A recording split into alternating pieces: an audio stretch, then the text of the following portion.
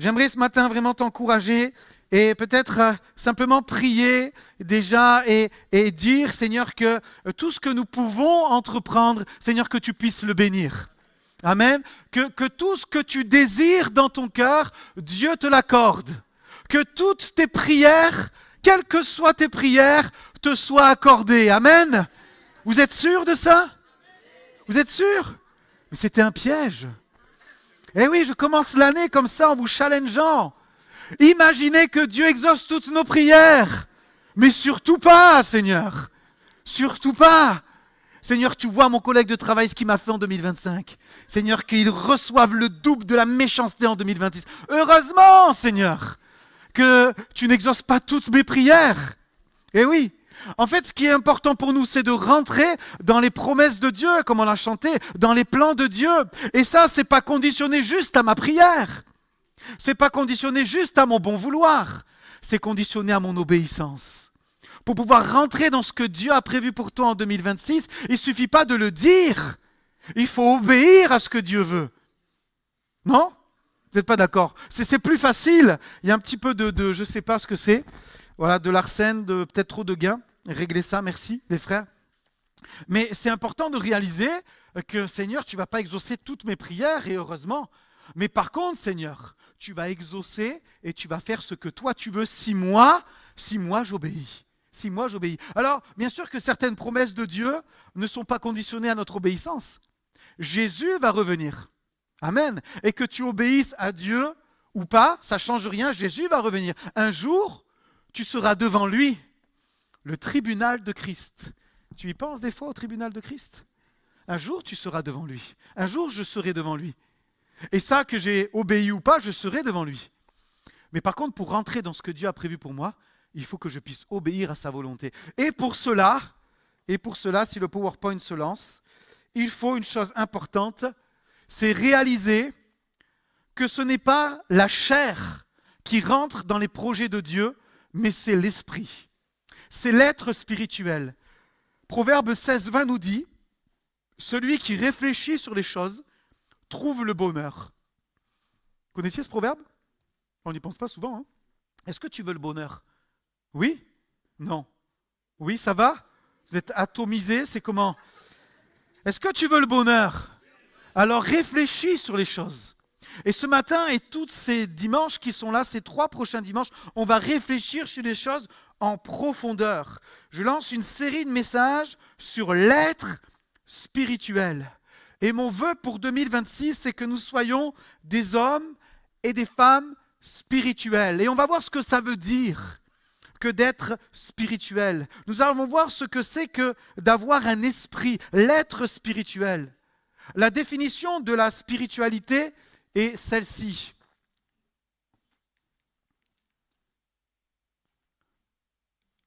Normalement, voilà. Caractère de ce qui est spirituel, indépendant de la matière.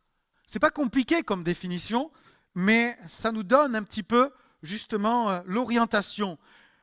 Caractère de ce qui est spirituel, indépendant de la matière. C'est-à-dire que ça ne dépend pas de la matière. Ça existe, ça subsiste indépendamment de ce que nous voyons, indépendamment de ce que nous pouvons percevoir avec nos yeux.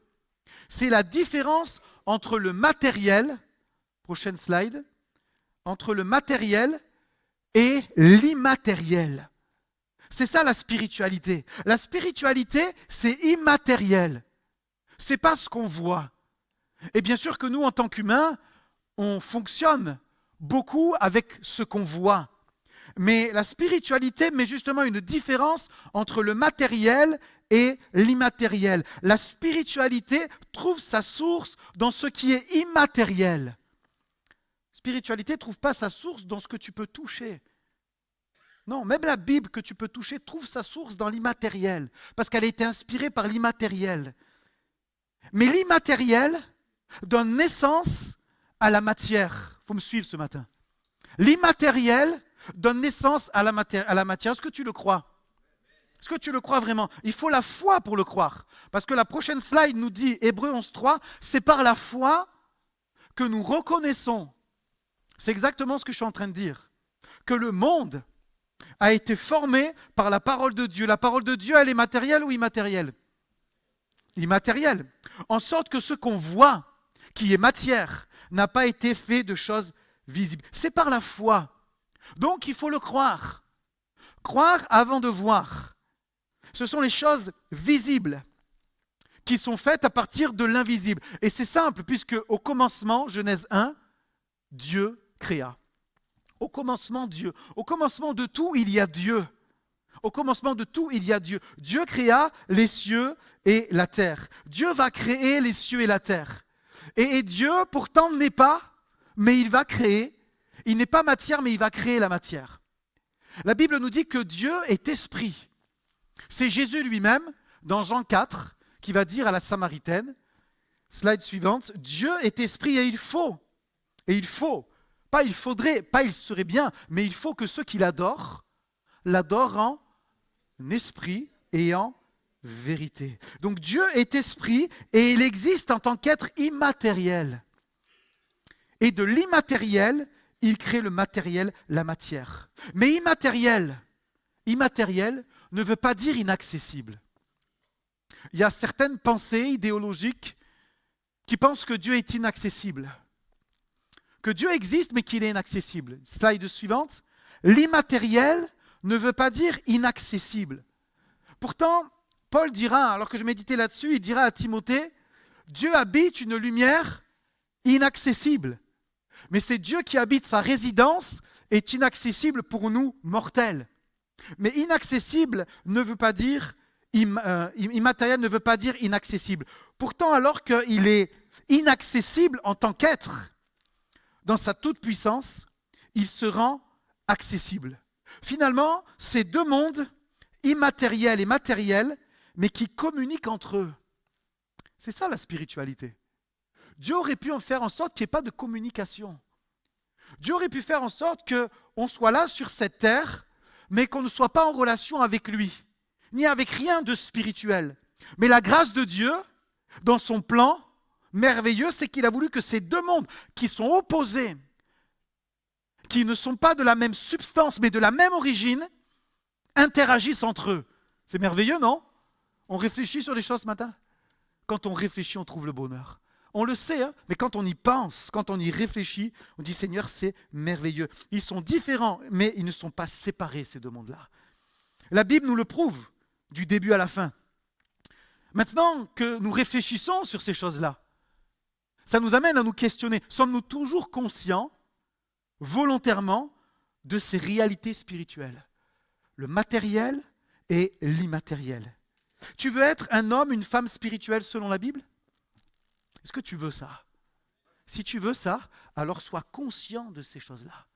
Concrètement, efforce-toi de conscientiser les réalités spirituelles. Efforce-toi de croire que c'est vrai. C'est ça la foi, croire que c'est vrai. Même quand tu as l'impression que peut-être Dieu n'agit pas en ta faveur. Peut-être que quand tu as l'impression que les choses dans le monde invisible ne bougent pas et que tout est bloqué, crois que ces choses existent et que Dieu va agir. Hébreux 11:6 nous dit, diapo suivante, celui qui s'approche de Dieu doit croire. Il doit croire qu'il existe.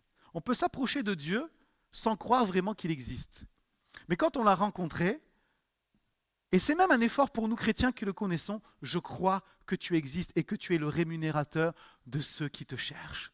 Que Seigneur, même si je ne vois pas tout, même si je ne comprends pas tout, même s'il y a encore des mystères, même si en ce début d'année, on veut focaliser sur l'être spirituel pour marcher par l'esprit, Seigneur, je ne comprendrai pas tout, c'est vrai, mais je veux croire que tu es le rémunérateur de ceux qui te cherchent. Et moi, je fais le choix, et nous faisons le choix de le chercher. Amen. Il faut donc croire.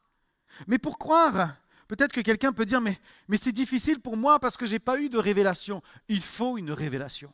Tu peux t'approcher de Dieu sans révélation. Tu peux fréquenter l'église depuis peut-être plusieurs semaines, plusieurs mois, sur Internet, chercher la vérité, mais tu n'arrives pas vraiment à, comme Jésus l'a dit, adorer en esprit. Ces choses-là te sont un petit peu lointaines parce qu'il faut d'abord une révélation, il faut d'abord une action du Saint-Esprit. Jean 3,6, c'est ce qui est marqué, pas Jean 3,16. Jésus dira, ce qui est né de la chair est chair, mais ce qui est né de l'esprit est esprit. Autrement dit, pour comprendre les choses spirituelles de la Bible, il faut la naissance de l'esprit. Parce que ce qui est né de l'être, de l'esprit, du Saint-Esprit, devient esprit. Et ce sont des choses spirituelles. Il y a la naissance de la chair, le matériel, mais il y a la naissance de l'esprit, l'immatériel. Ce qui est né de la chair, c'est le corps, mais ce qui est né de Dieu, de l'Esprit de Dieu, c'est l'esprit. Vous voyez, dans certaines versions de la Bible, vous voyez une différence entre l'Esprit de Dieu avec un E majuscule et l'Esprit de l'homme avec un E minuscule. Ça, ce sont les théologiens qui ont traduit la Bible, qui ont fait cette distinction pour nous aider à comprendre quand il est question du Saint-Esprit et quand il est question de l'Esprit de l'homme. Romains 8, 5, verset 6, c'est un passage bien connu qui nous dit « Ceux en effet qui vivent selon la chair s'affectionnent aux choses de la chair, tandis que ceux qui vivent selon l'esprit s'affectionnent aux choses de l'esprit. Et l'affection de la chair, c'est la mort, tandis que l'affection de l'esprit, c'est la vie et la paix. » Vous connaissez ce passage, en tout cas c'est un passage que j'affectionne beaucoup. Mais on pourrait penser dans ce passage, en première lecture, que l'auteur nous invite à marcher par l'Esprit de Dieu, par le Saint-Esprit. Mais en réalité, il nous invite à vivre par l'Esprit de l'homme et nous affectionner à l'Esprit de l'homme. Ça ne veut pas dire que l'Esprit de l'homme est supérieur à l'Esprit de Dieu, pas du tout, mais c'est pour nous amener à peut-être nous encourager, marche par la spiritualité. Cherche ce qui est spirituel. C'est pas notre esprit que nous marchons, c'est pas par notre esprit que nous marchons, c'est par le Saint-Esprit dans notre esprit. Le Saint-Esprit est esprit et nous sommes une habitation de Dieu en esprit. Vous savez ça? Vous le savez, bien sûr. Et où est-ce que le Saint-Esprit habite en nous? Dans notre être spirituel. Je ne dois pas marcher uniquement par le Saint-Esprit, mais par mon esprit renouvelé et conditionné par le Saint-Esprit. Il dit, affectionnez-vous aux choses de l'esprit. Aimez les choses de l'esprit, c'est avoir de l'affection. Aimez ce qui est spirituel pour vivre par ces choses spirituelles. Alors j'ai noté 3 aspects dans ce texte. Vivre, ça suit, vivre, aimer et marcher. Marcher, c'est moi qui le rajoute. Il n'est pas dans le texte. Marcher, ça veut dire fonctionner. Marcher. Marcher, c'est le résultat. Marcher, c'est le résultat de quoi? De ce que je vais aimer, de ce que je vais désirer. Si j'aime telle ou telle chose, je vais marcher dans ces choses. Vous êtes d'accord avec moi? Je marche parce que j'aime. C'est l'affection dont il est question dans ce texte. L'amour, le désir, la motivation. Mais vivre, ça vient même avant d'aimer. Vivre, ce n'est pas juste aimer. Vivre, c'est avant l'affection, puisqu'il y dit, celui qui vit par ces choses, va s'affectionner à ces choses. Vous me suivez? Vivre, ça vient avant. Et ça ne fait pas appel à l'amour.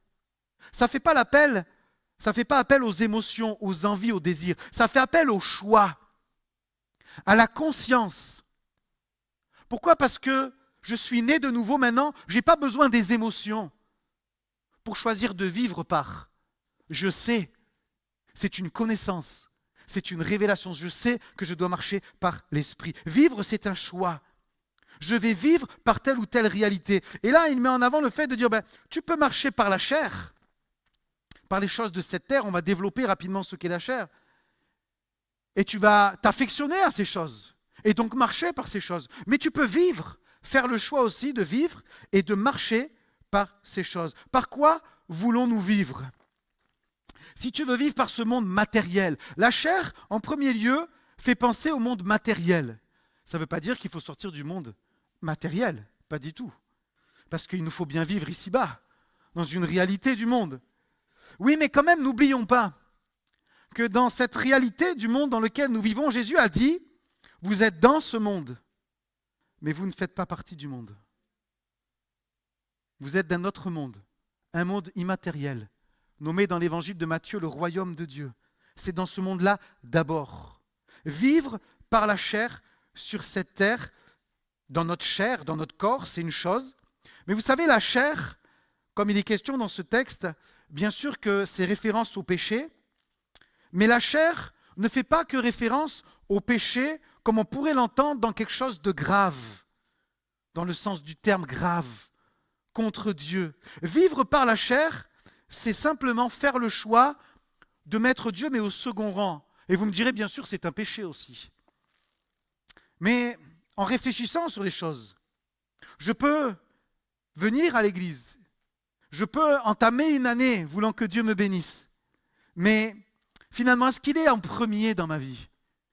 Est-ce que je ne vais pas fonctionner avec mes émotions, ce que je désire, avec les épreuves que j'ai vues en 2025, je ne veux pas qu'elles se reproduisent en 2026, alors je vais me débattre par moi-même. Vous savez, la chair, ce n'est pas que voler, mentir, être violent, égoïste, addict à des choses. Ce n'est pas que ça, la chair. La chair, c'est simplement vouloir conduire notre vie sans Dieu. Et même encore plus subtil, c'est le moi qui compte. C'est ça la profondeur de la chair, c'est ça. C'est le moi qui compte. Je fais du bien à mon âme. C'est pas mauvais de faire du bien à notre âme, on va le voir. Mais mon âme, mange et bois. Réjouis-toi. Réjouis-toi, mon âme, mange et bois. Et c'est une réalité, on doit être franc avec nous-mêmes. On cherche à faire du bien à notre âme. C'est pas mauvais en soi, non? De vouloir faire du bien à notre âme. Mais c'est quand c'est la priorité. Quand la priorité, c'est de faire du bien à mon âme, c'est là que je suis en train d'éteindre l'esprit. Et sans le savoir, je ne suis plus dans une spiritualité. Je suis dans ce qui est matériel. Je suis éloigné de la spiritualité. Je suis éloigné de l'être spirituel. Mon être spirituel s'éteint. Eh oui. Maintenant, où mettre le curseur, c'est là la difficulté.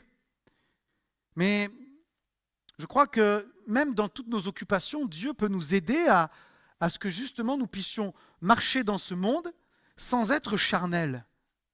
Je me suis dit, tiens, finalement, si on ne réfléchit pas à ça, si on ne réfléchit pas sur les choses, je travaille, je me repose, je pars en vacances, je lis, je veux culpabiliser personne ce matin, attention, hein.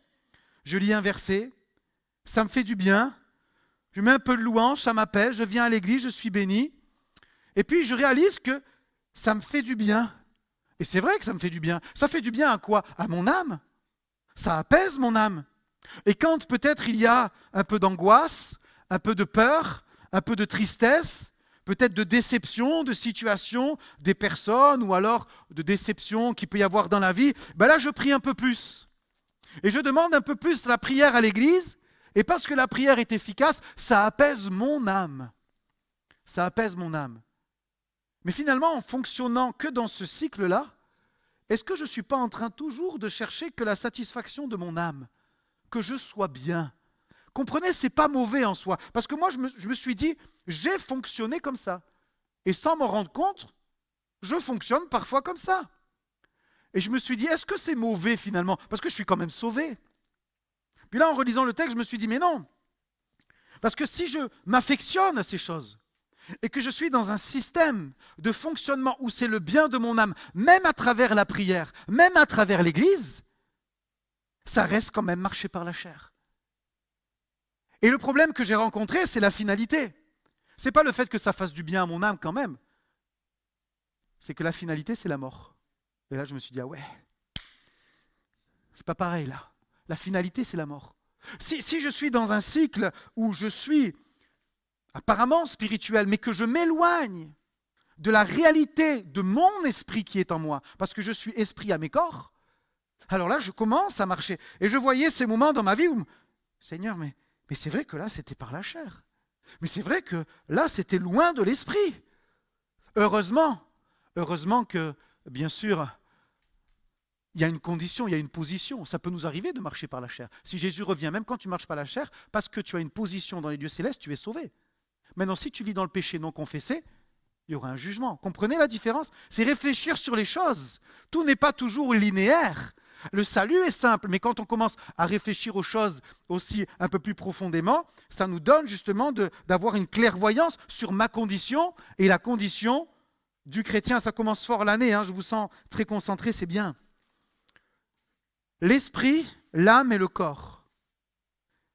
1 Thessaloniciens 5, 23 nous dit que le Dieu de paix vous sanctifie lui-même, tout entier, que tout votre être, l'esprit, l'âme et le corps soient conservés irrépréhensibles lors de l'avènement de notre Seigneur Jésus-Christ. J'ai mis plusieurs versets qui parlent de l'esprit, de l'âme et du corps. 3 aspects de l'homme, l'esprit, l'âme et le corps. Et bien sûr qu'il y a plusieurs courants théologiques qui, certains disent qu'on est en 2 parties, on veut peut-être un petit peu trop disséquer l'être humain, juste l'âme et le corps, et puis l'esprit, c'est l'âme en réalité. Et puis nous, dans ce que nous croyons, en tout cas, je ne vais pas chercher à défendre cela, mais je crois qu'on va partir du postulat où nous sommes esprit, âme et corps, parce que la Bible le dit. On a l'habitude de dire que quand Elohim va créer l'humain, il va dire « faisons-le à notre image ». Et Elohim, c'est un pluriel. Et parce que Elohim est un pluriel en référence à la Trinité, Dieu a créé l'homme trinitaire, esprit, âme et corps. Donc je vais développer le fait de vivre par l'esprit, pour s'affectionner aux choses de l'esprit. Notre esprit est séparé de Dieu à cause du péché. Si ce matin tu n'as pas mis ta vie en règle avec Dieu, quel que soit ton âge, tu es séparé de Dieu. Tu peux le connaître avec ton intelligence, mais spirituellement, tu es séparé de Dieu. C'est ce pourquoi tu es peut-être né dans une famille chrétienne et tu te dis les choses chrétiennes, c'est quand même difficile. Pourquoi ? Parce que tu n'as pas encore eu la révélation. Et la révélation, tu ne peux pas l'avoir par toi-même, c'est le Saint-Esprit qui souffle où il veut. Jésus dira dans Jean chapitre 3 à Nicodème. Et quand tu reçois cette révélation, tu réalises que ça y est, tu nais de nouveau et que maintenant tu peux avoir accès à ces choses-là. Mais l'esprit est mort. L'apôtre Paul dira mort. En réalité, c'est séparé. Pourquoi ? Parce que certains qui ne connaissent pas Dieu ont quand même leur esprit actif. Pourquoi ? Parce qu'ils s'en servent pour travailler dans le monde occulte.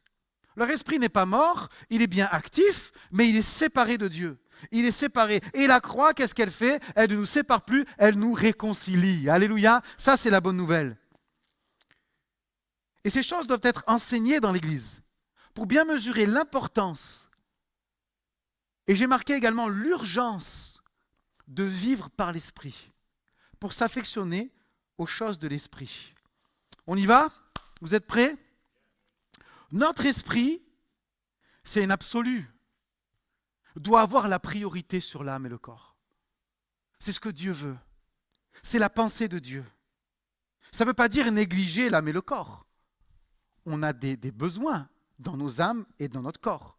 Mais l'esprit, aujourd'hui, en tant qu'enfant de Dieu, et je m'adresse aux chrétiens, nés de nouveau, après notre nouvelle naissance, après notre conversion, depuis que nous avons dit oui à Jésus, c'est notre esprit qui a la priorité. Et c'est important de nous le rappeler parce que nous sommes dans un combat où la chair veut reprendre le dessus constamment. Constamment. Regardez ce que Paul dit dans Éphésiens chapitre 2, versets 1 à 3. « Vous étiez morts par vos offenses. » Vous voyez, il utilise ce mot « mort » et par vos péchés, dans lesquels vous marchiez autrefois selon le train de ce monde, selon le prince de la puissance de l'air, de l'esprit qui agit maintenant sous les fils de la rébellion. Il est en train de te dire, quand tu ne connais pas Dieu, tu es sous une autorité, l'autorité du diable. Il est temps pour quelqu'un, non pas motivé par la peur, mais il est temps pour quelqu'un d'accepter Jésus ce matin. Nous tous aussi, nous étions de leur nombre, et nous vivions autrefois, selon les convoitises de notre chair, accomplissons les volontés de la chair et de nos pensées, et nous étions par nature des enfants de colère, comme les autres. Il dit, mais nous, autrefois, on était comme ça. Et peut-être qu'on l'est encore, peut-être, encore aujourd'hui. Autrefois, c'est différent maintenant. Maintenant, c'est différent. Ça, c'est autrefois. Mais maintenant, c'est l'esprit. Autrefois, je marchais par les envies, c'est ce qu'il dit, les convoitises. Ça t'arrive de convoiter ? Non, hein ? De fonctionner par la chair ? Non plus, hein ? Des pensées ? Non plus, hein ? Non, ça c'était autrefois. Maintenant, c'est par l'Esprit. Le problème, c'est quand nous sommes censés, en tant qu'enfants de Dieu, et que le Saint-Esprit vient travailler nos cœurs, nous sommes censés marcher par l'Esprit, et parfois il y a encore de l'affection pour les choses d'en bas. En 2026, on va plus loin. En 2026, on va plus profond. Et qu'en 2026, l'autrefois reste autrefois. C'est ça qu'il faut. Que autrefois reste autrefois, et que aujourd'hui reste aujourd'hui. Amen. Aujourd'hui, je marche par l'Esprit. Que veut dire marcher par l'Esprit ? Vivre par l'Esprit. Concrètement, diapo, je me rappelle que je suis un esprit qui a une âme et qui vit dans un corps. Pourquoi je dis cela? Parce que quand on ne se le rappelle pas, bien sûr qu'on a quand même l'Esprit de Dieu en nous, mais on peut facilement agir et réagir. Ce n'est pas forcément toujours mauvais, mais ça va être par l'humain. C'est ce qu'on appelle l'homme naturel. C'est pour ça que Paul parle de l'homme spirituel et de l'homme naturel. Je sais que si je n'ai pas conscience de ces choses-là, si je ne me le dis pas, si je ne cherche pas à marcher par l'esprit, mon naturel, je vais prendre des décisions par l'homme naturel. Je vais agir par l'homme naturel. Je vais parler par l'homme naturel. Je vais réagir par l'homme naturel. Et je ne veux pas agir par l'homme naturel. Je vais agir par l'homme immatériel, l'esprit. Donc je veux d'abord focaliser sur ça. Ensuite, je focalise sur ce qui se passe autour de moi. Et j'ai mis cela. Pourquoi? Parce qu'on est dans un monde qui nous environne et on doit être attentif à ce qui se passe autour de nous. Ça fait appel à la sagesse. Si vous lisez Proverbes, il y a cette attention sur les choses qu'il y a autour de nous. Et j'ai eu cette pensée comme cette vision de je regarde ce qu'il y a autour de moi pour ensuite venir en moi. Je regarde ce qu'il y a autour de moi et la solution n'est pas forcément autour de moi. La solution n'est pas dans ce monde corrompu, mais il est en moi, le Saint-Esprit qui habite en moi. Donc je regarde autour de moi. Je fais appel à la sagesse pour plonger mes regards à l'intérieur, là où le Saint-Esprit réside, là où il peut me parler. Je disais premièrement que je le fais par la prière et deuxièmement, je le fais par la sagesse. Ensuite, je cherche à agir et à interagir à partir de l'Esprit, pas à partir de mon intelligence, à moins que mon intelligence soit renouvelée, Romains 12, 2. Mais ça, c'est le travail de l'Esprit. Et là, je me disais, mais certains peuvent dire, mais Samuel, c'est long si on fait ça. Ça prend du temps si on fait ça. Est-ce que tu crois vraiment que toute la journée, je suis là dans toutes mes affaires à me dire, je suis un esprit, je dois agir spirituellement. Non, j'ai autre chose à faire, j'ai des responsabilités. Dès que je me lève le matin, je fonce. Je fonce au travail, je fonce à l'école, je fonce, je m'occupe de la maison, je rentre le soir, c'est tard. Je n'ai pas le temps de penser que je suis un esprit, que je dois agir spirituellement, analyser ce qui se passe, chercher la sagesse, venir à l'intérieur. Toi, tu as peut-être le temps, mais moi, je n'ai pas le temps. Et je me dis, en fait, c'est là le problème. C'est là le problème. Sans mettre de fardeau sur nos vies, mais je me dis, Seigneur, on doit faire la différence. Et comment faire la différence dans ce monde en tant que lumière des nations, en tant que sel de la terre? En prenant le temps que le monde ne prend pas.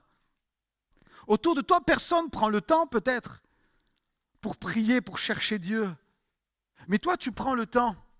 Tu prends le temps et tu es là et tu te dis, mais je dois agir avec l'esprit. Je dois agir à partir de l'esprit. Que dit mon esprit? On a conscience de notre corps. On a conscience de notre âme. Mais on a peu souvent conscience de l'esprit. C'est difficile parce qu'on a vécu des années sans qu'il soit réveillé, sans qu'il soit en communion avec Dieu. Alors que normalement, ça devrait être la priorité. Dieu, quand il nous a créés, il a mis d'abord l'esprit. Non? Il a soufflé le roi de Dieu dans les narines d'Adam et il est devenu une âme vivante. Ce qui est rentré en premier, c'est l'esprit. Et on doit vivre à partir de l'esprit. C'est pas évident. Comment je fais dans tout ce temps-là? Je vous invite parce que j'aimerais nous dire qu'il y a des exercices à faire. Des exercices spirituels. La priorité, ce n'est pas courir dans tous les sens, et c'est un défi pour chacun d'entre nous, mais c'est courir vers l'esprit. Ce n'est pas courir vers dehors, mais c'est courir vers dedans. Tu me suis? Ce n'est pas courir vers dehors, mais c'est courir vers dehors. Ça prend du temps. Mais j'ai noté, et je crois que Dieu veut nous amener plus loin. Ce n'est pas possible autrement. Et j'aimerais vous dire, et me dire, je me le dis à moi, qu'en faisant ça, je gagne du temps. Je gagne du temps. Je ne perds pas du temps. Vous savez, je prêche à un convaincu, je me prêche à moi. J'ai perdu tellement de temps en le faisant par l'homme naturel. Je perds tellement de temps en le faisant par l'homme naturel, en réfléchissant par l'homme naturel. Des fois, je vais dans des réflexions, je me dis, mais pourquoi je pense à ça? Je ne dois pas penser à ça. Et je perds du temps dans ces réflexions-là.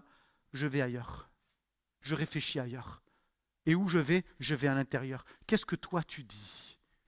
En fait, si nous faisons cet exercice, peut-être que c'est nouveau pour vous de regarder à l'intérieur. De regarder à l'intérieur. Vous savez, le monde spirituel occulte a volé des choses à l'Église. Regardez bien le Nouveau Testament. Regardez bien l'Ancien Testament. Étudiez, vous allez voir. Si je vous dis méditation, vous allez dire, oh, tu nous parles de yoga, tu nous parles de quoi là? Non, non, c'est profondément biblique de méditer. Pas de prier à voix haute, mais de méditer et d'écouter. Il y a des choses qui nous ont été volées. Tout cela est pratiqué dans la Bible. Vision, ressenti spirituel, impression, écoute. Vous regardez la vie des prophètes de l'Ancien Testament, mais ils vivent des trucs. Si on le vit aujourd'hui, on nous taxe de fous. On dit, ah mais ça c'est occulte. Non, non, c'est pas occulte, c'est biblique.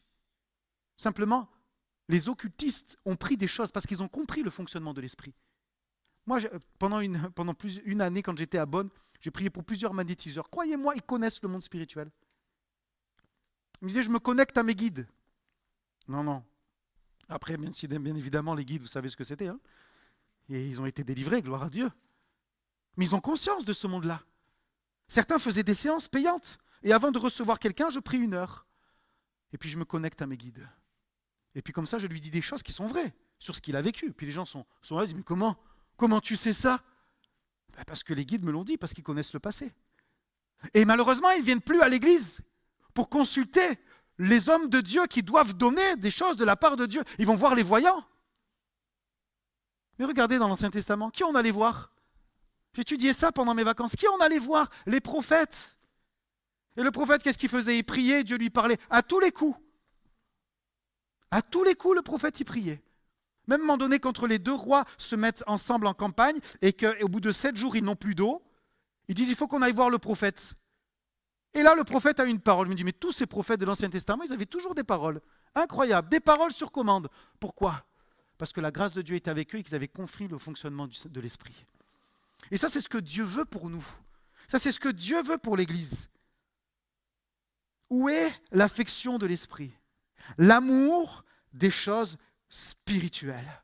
Aimer les choses spirituelles. Pour aimer les choses spirituelles, il faut vivre par ces choses-là. Il faut acheter des livres sur ça. Il faut écouter des prédications sur ça. Il faut se former sur ça. Il faut méditer la parole de Dieu sur ça. Il faut prier sur ça. Et là, tu vas aimer. Mais autrement, rapidement, on peut juste vivre pour les choses de la terre. Frères et sœurs, on peut vivre pour les choses de la terre. On va les laisser, les choses de la terre. Merci Seigneur pour tout ce que tu nous donnes au-delà de ce qu'on peut penser. Ma femme est témoin, Dieu nous bénit au-delà de ce qu'on peut penser. Pourquoi? Parce qu'on ne recherche pas ces choses. Et comme vous, certainement, vous ne les recherchez pas. Seigneur, merci, tu nous bénis, mais on veut d'abord toi. On veut d'abord toi. Et le reste, Seigneur, tu fais ce que tu veux. Et c'est vrai ce que je vous dis, c'est sincère. D'abord toi, je veux m'affectionner à ces choses-là. Je vais être passionné par ces choses-là. Et je vais marcher par l'esprit. Et alors, l'esprit, c'est la vie. C'est la vie et la paix. Je me suis même dit dans ma réflexion, mais finalement, quand il y a des maladies psychologiques liées à l'âme, attention à ce que je vais dire. Liées à l'âme, parfois c'est physique. C'est-à-dire c'est neurologique. C'est des problèmes neurologiques, il faut des médicaments pour que la connexion des neurones se fasse bien. Et il faut voir les médecins, vous le savez. Mais parfois je me suis dit aussi, Seigneur, si c'est des problèmes liés à l'âme, si on marchait un peu plus par l'esprit, qui doit influencer l'âme, peut-être qu'il y aurait des guérisons sans même prendre de médicaments. S'il n'y en a pas, attention, il faut prendre les médicaments. Mais notre réflexe, mon réflexe, je le confesse, quand j'ai mal à la tête, ce n'est pas de prier en premier. C'est de prendre un Doliprane. Et notre réflexe, c'est d'avoir recours aux choses de la terre. Je ne veux pas aller trop loin ce matin. Mais je me suis dit, mais quand j'ai d'abord mon réflexe, je me le dis à moi, et je vous le partage, je suis le pasteur, je vous le partage. Quand mon réflexe, c'est d'abord une solution matérielle, est-ce que je ne suis pas en train de marcher par la chair? Peut-être que je me condamne trop, peut-être que je réfléchis trop, je ne sais pas. Mais quand mon premier réflexe, c'est les choses de la terre, est-ce que je ne suis pas en train de dire, mais où est Dieu là-dedans? Ça ne veut pas dire qu'il ne faut pas prendre de médicaments. Mais je me dis, parfois, il y a peut-être des problèmes liés à l'âme. Si on marchait un peu plus par l'esprit, hop, on serait comme dégagé du poids des anxiétés, du poids de la dépression, du poids des peurs, du poids de la crainte. Pourquoi? Parce que quand je marche par l'esprit, tu ne fais pas que marcher par l'esprit, tu comprends quelle est ta position, et tu sais quelle est ta position? Tu es assis dans les lieux célestes. Tu es là-haut déjà. Donc l'anxiété, la peur, tu n'as pas besoin de la voir. Parce que tu es assis là-haut, avec lui et lui est avec toi. Comment faire? Nous avons dit, je me rappelle donc que je suis un esprit, je focalise, je cherche à agir et à interagir à partir de l'esprit. Savez-vous que l'esprit a des émotions? C'est difficile à croire que l'esprit a des émotions parce que nous, dans notre âme, on a des émotions. L'amour, la joie, la peur, la crainte. Mais l'esprit a des émotions. Regardez 1 Corinthiens 2,11. Qui donc parmi les hommes connaît les choses de l'homme si ce n'est l'esprit de l'homme qui est en lui? Quand on s'arrête sur les versets, Paul est en train de nous dire, l'esprit de l'homme qui est en lui connaît les choses de l'homme, connaît les choses spirituelles. C'est pour ça qu'il va parler de l'homme spirituel et de l'homme naturel, qui ne peut pas recevoir les choses de Dieu. C'est profond. Daniel 7,15. Moi, Daniel, j'ai eu l'esprit troublé au-dedans de moi. Daniel a des visions nocturnes et puis son esprit est troublé. Savez-vous qu'il y a des convictions de l'esprit? Romains 8,16. L'esprit lui-même rend témoignage à notre esprit que nous sommes enfants de Dieu. Le Saint-Esprit rend témoignage à mon être spirituel que je suis enfant de Dieu. Le diable va pouvoir t'attaquer et te dire mais non, tu ne mérites pas d'être enfant de Dieu. Et ton âme, elle est triste. Que fait le psaume 42? Il parle à son âme. Mon âme, pourquoi es-tu abattue? Espère en Dieu. Il est ton salut. Il va agir encore, il va te bénir encore. Mais j'ai un témoignage dans mon esprit, même si je ne suis pas parfait, j'ai un témoignage dans mon esprit, pas dans mon âme, que je suis enfant de Dieu. Et qu'il m'aime. Et qu'il m'aime. Et qu'il est avec moi. Même si je ne suis pas parfait, je suis enfant de Dieu. Et ça, ce n'est pas mon âme, elle n'a pas besoin de le ressentir. C'est l'émotion de l'esprit. Il rend témoignage à mon esprit. L'apôtre Paul, acte 17, quand il arrive à Athènes, il est dit qu'il va sentir son esprit. C'est spirituel. Un homme spirituel qui arrive dans un lieu plein de démons, son esprit, il est dérangé. Il sentait son esprit s'irriter au-dedans de lui. Un dernier passage, Luc 1,46, Marie dit « Mon âme exalte l'Éternel et mon esprit se réjouit en Dieu. » Tu as des joies, elles sont spirituelles. Hein? Tu as des joies qui sont spirituelles. Tu as des paix, la paix qui est spirituelle. Ça vous est peut-être déjà arrivé d'expérimenter Philippiens? Vous commencez à regarder la situation, vous dites, mais oh là là, comment je vais faire? Et là, on ne sait pas ce qui se passe. Une paix qui surpasse l'intelligence, c'est quoi? C'est l'âme. L'esprit est au-dessus de l'âme. Et surpasse toute intelligence. Et quand ton intelligence, elle est renouvelée, souvent Romains 12,2, alors tu peux connaître la volonté de Dieu. Tu me suis ce matin? Tu vois comme c'est lié, esprit à mes corps? Ce n'est pas le travail de l'intelligence, je n'essaie pas de me persuader, c'est spirituel, je reçois la paix de Dieu. Elle surpasse l'intelligence et tu l'as vécu tant de fois. Mon esprit a des émotions, mon âme reçoit les émotions de l'esprit. Je ne dois pas vivre à partir des émotions de l'âme, sinon je vais toujours être en colère, je vais toujours être irrité, je vais toujours soupçonner le mal, je vais toujours regarder ce qui ne va pas, mais je veux vivre à partir de l'esprit et dire à mon âme, soumets-toi. Dire à mon âme, comme en psaume 42, soumets-toi, je t'ordonne de te réjouir. Tu sais que ton être spirituel peut dire à ton âme, réjouis-toi. Et quand tu commences à te le dire et que c'est spirituel, tu vis la joie du ciel. Alléluia, amen. En 2026, comment vivre par l'esprit? Comment fortifier notre esprit? Premier point, ce qui est tout simple, refuse ce qui l'affaiblit. Refuse ce qui l'affaiblit. Jésus dira, version Semeur, Luc 21, 34, « Prenez garde à vous-même que vos esprits ne s'alourdissent pas à force de trop bien manger. » Fête de Noël, de trop boire et de vous tracasser pour les choses de la vie, sinon ce grand jour vous surprendra tout à coup. Jésus justement est en train de nous dire, ne disséquez pas trop, parce que parfois on peut trop disséquer esprit à mes corps, c'est lié. Si tu manges trop, ton être spirituel s'éteint. Pourquoi? Parce que tu marches beaucoup par la chair. Tu nourris ton corps et tu affaiblis ton esprit. C'est pour ça que le jeûne, c'est profondément spirituel, parce que tu fais l'inverse. Tu nourris ton esprit et tu affaiblis ton corps. Est-ce que tu vois la différence? Comment être spirituel? Réaliser que je suis esprit, âme et corps et que je peux jeûner également. Qu'en 2026, tu puisses commencer à jeûner. Amen, alléluia. Et à le faire avec intelligence, bien sûr. Là, Jésus nous parle de trop manger, de trop boire, de trop les choses de la terre. Mais il parle aussi du tracas. Les choses de la vie qui te tracassent, ça éteint ton esprit. Ben oui, si tu es toujours en train de repasser dans ton cœur. Vous savez, comme Jérémie, c'était un prophète. Les lamentations de Jérémie, qu'est-ce qu'il dit dans les lamentations? Quand je pense à ma misère, je suis abattu. Mais qu'est-ce que je fais? Je repasse Je repasse à mon cœur. Je passe par-dessus, comme la paix tout à l'heure, qui surpasse l'intelligence. Voici les bontés de l'Éternel ne sont pas épuisées. Ses compassions ne sont pas à leur terme. Elles se renouvellent chaque matin. Vous savez, le Saint-Esprit en nous prend la place qu'on lui laisse. Si les tracas ont plus de place que l'esprit, tu vas marcher par la chair. Si le manger et le boire ont plus de place que l'esprit, le Saint-Esprit va prendre la place que tu lui laisses. Il ne s'impose pas. Alors comment fortifier l'esprit en 2026 ? Enlever ce qui l'affaiblit, prier, toutes sortes de prières. Vous avez le guide de prière qui est à votre disposition. Jeûner, méditer la Bible. J'ai noté, prier par l'esprit. Regardez, comme c'est clair. 1 Corinthiens 14, 14. Si je prie en langue, mon esprit est en prière, mais mon intelligence demeure stérile. C'est clair ce verset. Quand je parle en langue, je prie en esprit. Mon intelligence, elle est stérile. Ça ne veut pas dire qu'il faut faire que ça, puisqu'il faut prier par l'intelligence. Mais c'est ce qu'on dit justement aux personnes qui veulent recevoir le baptême du Saint-Esprit. Mets ton intelligence de côté. C'est la foi qu'il faut là. Oublie la raison. Oublie, mais c'est moi qui parle. Oublie, je ne sais pas ce que je dis. Oublie, c'est du charabia. Oublie tout ça. Marche par l'esprit. Et là, d'un coup, paf, tu es visité et tu parles en langue. Quand je prie en langue, mon esprit est en prière et mon intelligence demeure stérile. Je prie par l'intelligence, mais par l'esprit aussi. Celui qui parle en langue, qu'est-ce qu'il fait ? Il s'édifie lui-même dans son homme intérieur. Alléluia. Voici un moyen, justement, de faire grandir son esprit. Tu veux un esprit fort ? C'est une question. Parle en langue. Amen. Enlève ce qui l'affaiblit et parle en langue. Prie, jeûne, médite la Bible, parle en langue. Et puis, j'ai noté juste 2 points et je termine. Rechercher la sainteté. L'être spirituel, il se nourrit de sainteté, puisqu'il est habité par le Saint-Esprit. Et dans le Saint-Esprit, il y a saint. Oh Seigneur, je cherche la sainteté. Je m'éloigne de ce qui peut me souiller de mes yeux, souiller mes oreilles, souiller les choses de mon être intérieur. Je m'éloigne, je recherche la sainteté. Et puis une dernière chose, recherche les fruits de l'Esprit, le fruit de l'Esprit.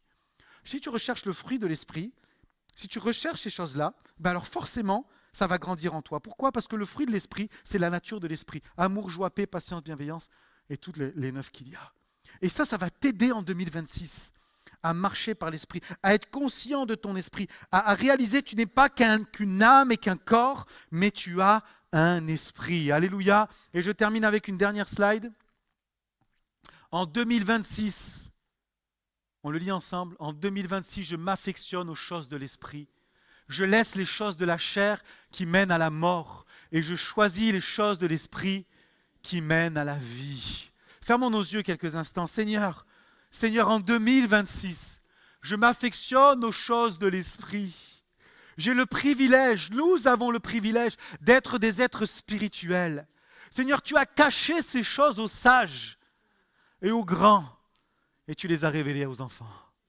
Seigneur, quand nous regardons le monde, nous avons des choses extraordinaires que le monde n'a pas. Nous t'avons toi, nous avons le salut, nous avons ta parole, nous avons le corps de Christ, nous avons l'Église, mais nous avons des révélations extraordinaires. Seigneur, il y a encore des mystères que nous devons chercher. Des mystères que nous devons vivre, des mystères que nous devons encore sortir peut-être et dépoussiérer. Ce que nous avons vu ce matin, Seigneur, ce sont des mystères que nous voulons aller plus loin encore dans ces mystères-là. En 2026, je fais le choix de réaliser que je suis un esprit qui a une âme et qui vit dans un corps. Quand mon corps va arrêter de se mouvoir, quand mon cœur va arrêter de battre, mon esprit va aller à la rencontre de Dieu. Oh Seigneur, il y a déjà un dépôt divin. Tu nous as donné les arts de l'esprit. Je prie que chaque personne qui entend ce message ici sur Internet puisse faire de 2026 une année où il grandit par l'esprit, où il a conscience de son esprit, où il sent son esprit, où il a des visions, où il ressent les choses, où il sent le Saint-Esprit lui parler, où en lisant la parole de Dieu, il y a quelque chose de plus, de fort qui est là, parce qu'il nourrit son esprit. Donne-nous de ne pas marcher par l'intelligence, par le naturel, mais par toi. Renouvelle notre intelligence. La priorité, frères et sœurs, c'est l'esprit qui domine l'âme et le corps exécute. Et nous sommes dans une société où c'est l'inverse, c'est d'abord le corps, ensuite l'âme et l'esprit est inexistant. Mais parce que nous avons conscience et connaissance de ces choses, nous devons, c'est un devoir de marcher par l'esprit. Alléluia, amen, merci Seigneur.